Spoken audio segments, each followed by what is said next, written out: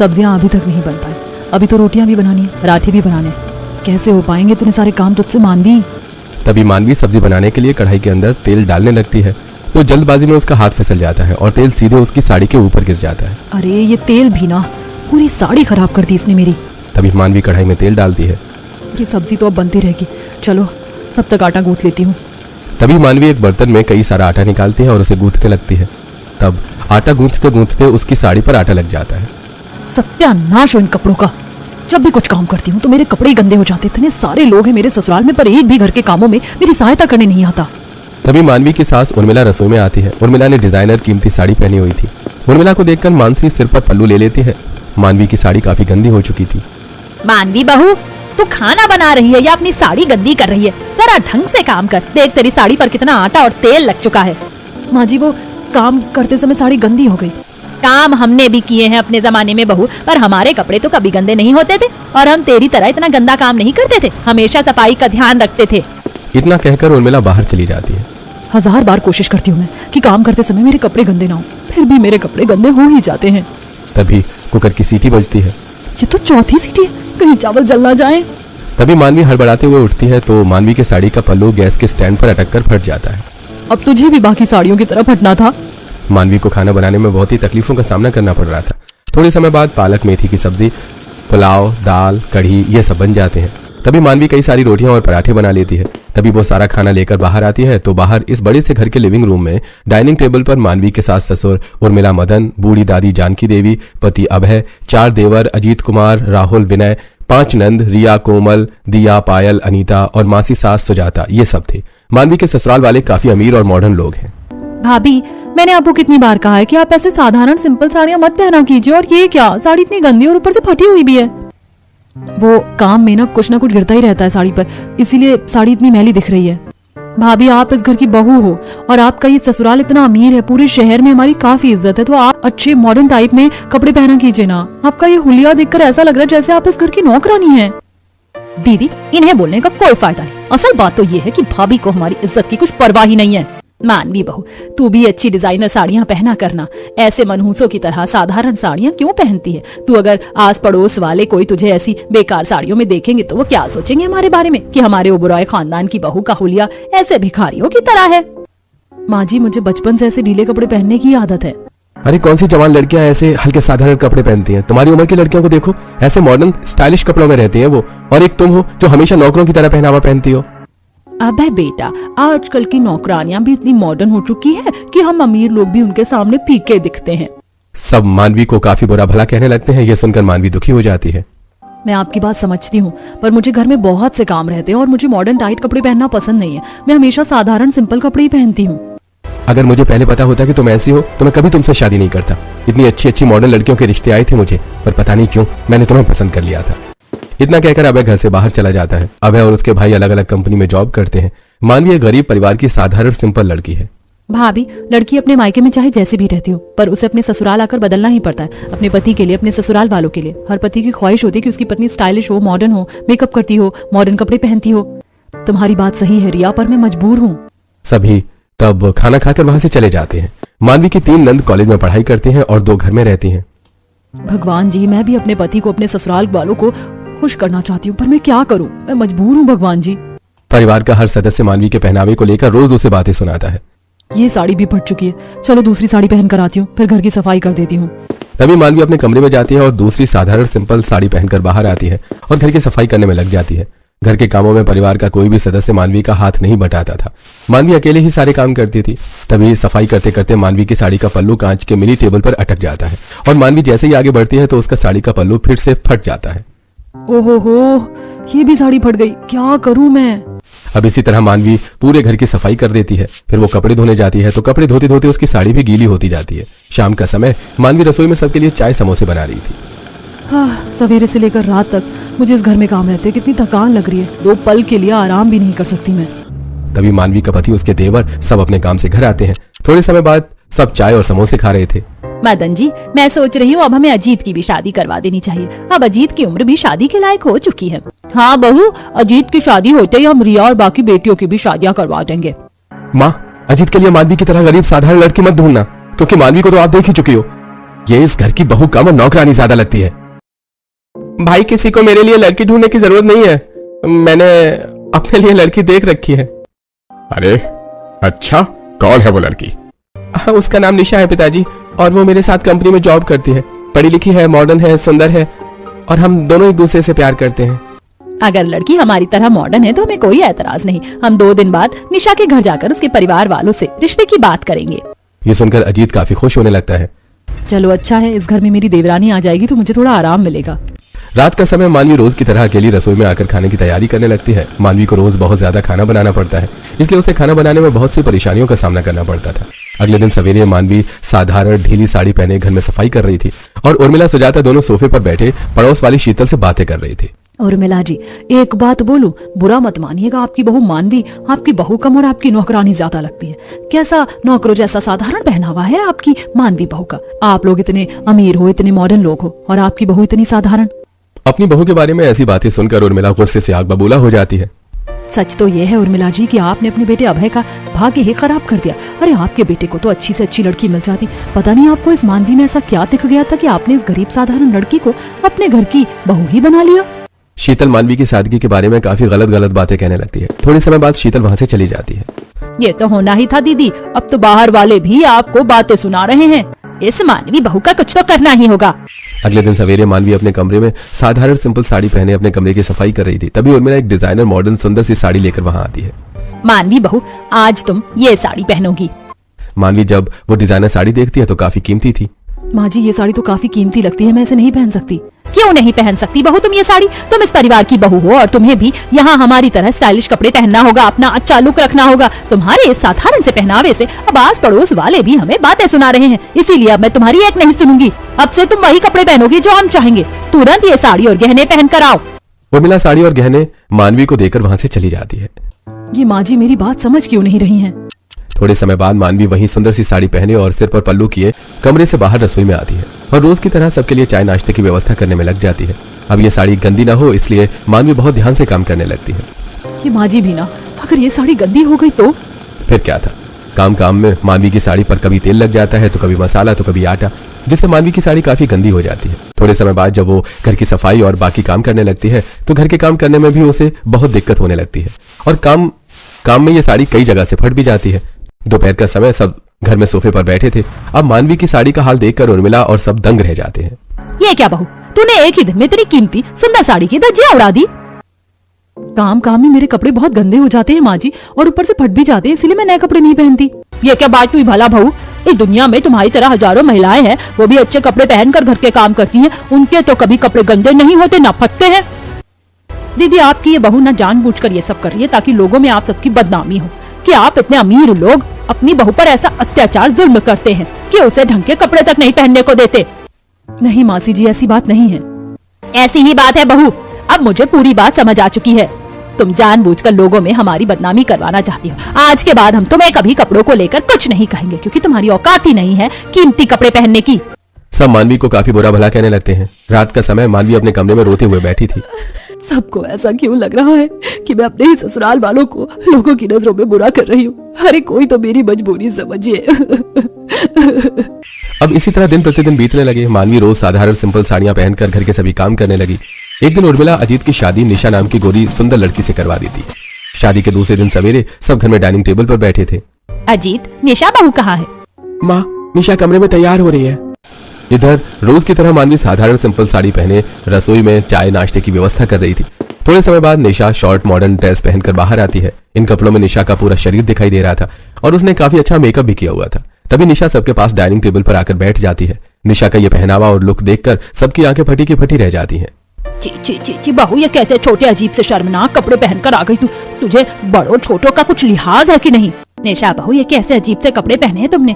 इन कपड़ों में तो तुम्हारा पूरा शरीर दिखाई दे रहा है। तुरंत जाकर ये कपड़े चेंज करके आओ और कोई सुंदर सी साड़ी पहन कर आओ। सासू मॉम, ये आजकल का फैशन है। आजकल सभी लोग ऐसे ही कपड़े पहनते हैं। पहनते होंगे बहू, पर इतने भी छोटे नहीं जितने कि तुमने पहने हैं। अजीत जी, ये क्या है यार? अब क्या मैं यहाँ अपनी मर्जी के कपड़े भी नहीं पहन सकती क्या? माँ, पहनने दीजिए ना निशा को ये कपड़े। आजकल सभी ऐसे ही कपड़े पहनते हैं। तभी मानवी रसोई से चाय नाश्ता लेकर बाहर आती है तो मानवी की साधारण साड़ी और साधारण सा लुक देखकर निशा जोर जोर से हंसने लगती है। निशा एक मॉडर्न लड़की है, वो हमेशा ऐसे ही मॉडर्न कपड़े पहनती है। Oh my God, जेठानी जी, ये किस तरह के कपड़े पहने आपने? आपका लुक देखकर तो ऐसा लग रहा है जैसे आप काम वाली बाई हैं। ये सुनकर मानवी दुखी हो जाती है। एक बहू मिली जिसे कपड़े पहनने का ही तरीका याद नहीं, और दूसरी ऐसी जो ऐसे कपड़े पहन रही है कि वो कपड़े कम और जिस्म की नुमाइश ज्यादा लग रही है। जेठानी जी, आप इतने बड़े परिवार की बहू हो, आपको यहाँ अच्छे कपड़े पहनना चाहिए। ये कैसे गरीबों की तरह साधारण कपड़े पहन रखे हैं आपने? निशा, मेरी मजबूरी है, इसीलिए मैं ऐसे कपड़े पहनती हूँ। ऐसी क्या मजबूरी है? आपको समझना चाहिए, आप इस घर की बहू हो। आप मेरी तरह मॉडर्न कपड़े पहना कीजिए ना। नहीं निशा, मुझे ऐसे कपड़े पहनने की आदत नहीं है। थोड़े समय बाद सबका चाय नाश्ता हो जाता है। अजीत जी, आप रुकिए, मैं अपना लैपटॉप लेकर आती हूँ, फिर हम दोनों साथ में ऑफिस चल लेंगे। ऑफिस चले जाएंगे? मतलब तुम क्यों ऑफिस जा रही हो निशा बहू? मतलब मेरी जॉब है सासू मॉम, और जॉब पर तो रोज जाना ही पड़ता है ना। अब तुम्हें जॉब करने की क्या जरूरत है निशा बहू? तुम्हारी अब शादी हो चुकी है तो अब तुम घरेलू काम संभालो। ये नौकरी करना अब तुम्हारे पति का काम है। नहीं सासू मॉम, मैं अपनी जॉब नहीं छोड़ सकती। ये जॉब मुझे बड़ी मुश्किल से मिली है। हमारे परिवार में आज तक किसी भी बहू बेटी ने बाहर जाकर कोई काम नहीं किया। इस घर की बहू का केवल एक ही काम होता है और वो है घर संभालना। अजीत जी। माँ, दादी माँ, निशा को जॉब करने दीजिए ना। इस नौकरी को पाने के लिए इसने बहुत संघर्ष किया है। बड़ी मुश्किल से इसे ये नौकरी मिली है। पर बेटा, बहू नौकरी करने जाएगी अच्छी बात नहीं है। मानता हूँ माँ, पर निशा मेरे साथ ही कंपनी में काम करेगी। हम दोनों हर समय एक दूसरे के साथ ही रहेंगे। प्लीज माँ, निशा को जॉब करने दीजिए ना। अब इस बात से सब परेशान होने लगते हैं। ये क्या? ये निशा तो जॉब करने की बात कर रही है। अगर ये जॉब करने लगी तो इस घर के सभी काम मुझे ही करने पड़ेंगे। ठीक है, अगर बहू का मन जॉब करने का है तो बहू को जॉब करने देते हैं। ये सुनकर निशा काफी खुश होने लगती है। तभी वो अपने कमरे में जाकर अपना लैपटॉप और बैग लेकर बाहर आती है। चले अजीत जी। निशा, तुम इतने छोटे कपड़ों में ऑफिस जाओगी? हाँ, उसमें क्या है? नहीं निशा, ये कपड़े बहुत छोटे हैं। लोग तुम्हें इन कपड़ों में देखेंगे तो क्या सोचेंगे तुम्हारे बारे में? लोग कुछ नहीं सोचेंगे जेठानी जी। निशा, मेरी बात समझने की कोशिश करो। अब तुम इस घर की बहू हो, यहाँ की इज्जत हो। अगर तुम ऐसे शर्मनाक छोटे कपड़े पहनकर बाहर जाओगी तो सब माँ जी और देवर जी को ही बुरा कहेंगे, उनकी बेइज्जती करेंगे। जेठानी जी, आप ना एक छोटे से गांव की गंवार लड़की हो। आपको नहीं पता कि आजकल सभी लोग ऐसे ही कपड़े पहनते हैं और लोग भी उन्हीं की इज्जत करते हैं जो ऐसे मॉडर्न स्टाइल में रहता है। चलिए अजीत जी। निशा अजीत वहाँ से चले जाते हैं। निशा कितनी अलग है, उसे अपने ससुराल वालों की इज्जत की जरा भी परवाह नहीं है। मानवी भाभी, आप न केवल अपने काम से काम रखिए। निशा भाभी अपनी जगह सही है। आजकल सभी लड़कियां ऐसे ही कपड़े पहनती हैं। कम से कम निशा भाभी तो हैं जो अपने मॉडर्न लुक से हमारे घर की बहू लग रही है, वरना एक आप हो जो किसी भी एंगल से हमारे घर की बहू नहीं लगती। तभी सब अपने अपने कामों पर चले जाते हैं और मानवी घर के काम करने लगती है। दोपहर का समय। इधर निशा ऑफिस के कैंटीन में बैठी अजीत के आने की राह देख रही थी। वहां ऑफिस के कुछ कर्मचारी भी थे जो निशा को गंदी निगाहों से देखे जा रहे थे। रोहन, ये निशा को देख। यार, शादी के बाद तो क्या कमाल लग रही है ये। अरे हाँ यार, अपना अजीत तो बड़ा नसीब वाला है कि उसे ये हुस्न की परी मिली। क्या लुक है यार इसका। सब निशा के अजीब से पहनावे को देखकर तरह तरह के कमेंट्स पास कर रहे थे। ये निशा को देख, कैसे छोटे छोटे कपड़े पहनकर आ गई है ये। इसमें शर्म हया नाम की कोई चीज है कि नहीं? तभी अजीत निशा के पास आता है और उसके साथ खाना खाने लगता है। जब पति को ही शर्म नहीं आ रही है इसके, तो इससे कहां से आएगी? अब इधर घर के काम करने में मानवी की साड़ी और गंदी और फटती जाती है और वो बार बार कमरे में साड़ी पहनने जाती है। शाम का समय, सब घर में थे। निशा ने ट्यूब शॉर्ट मिनी ड्रेस पहना हुआ था। तभी मानवी सबको चाय नाश्ता लाकर देती है। जेठानी जी, मुझे कॉफी पीने की आदत है, आप मेरे लिए कॉफी बनाकर ले आइए। उससे क्या बोल रही है कॉफी बनाने का? तू जाकर अपने हाथों से बना।